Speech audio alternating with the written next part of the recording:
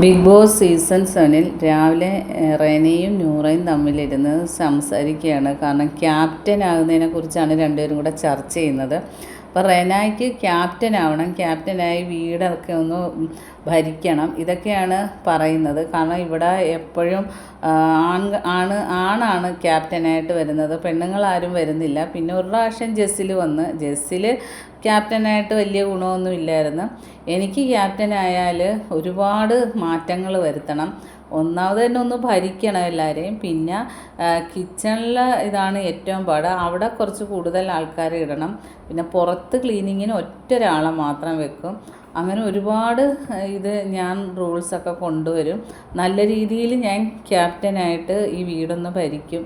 അപ്പം നൂറ ചോദിക്കുന്നത് എങ്ങനെ ആവാനാണ്, ക്യാപ്റ്റൻസിയിലോട്ട് വോട്ട് കിട്ടി വരണ്ടേ, അങ്ങനെ ഇതുവരെയും വരുന്നില്ലല്ലോ. അപ്പം അതാണ് പ്രശ്നം. നീ എന്തായാലും ഇവിടുന്ന് പോകുന്നതിന് മുമ്പ് വലിയൊരു ആഗ്രഹമാണ് ക്യാപ്റ്റനായി ഈ വീടൊന്ന് ഭരിക്കുക. അങ്ങനെ അതിനെക്കുറിച്ച് രണ്ടുപേരും കൂടെ രാവിലെ ചർച്ചയാണ്. ബാക്കി അപ്ഡേറ്റുമായിട്ട് വീണ്ടും കാണാം. എൻ്റെ ചാനൽ ഒന്ന് സബ്സ്ക്രൈബ് ചെയ്യണേ കൂട്ടുകാരെ.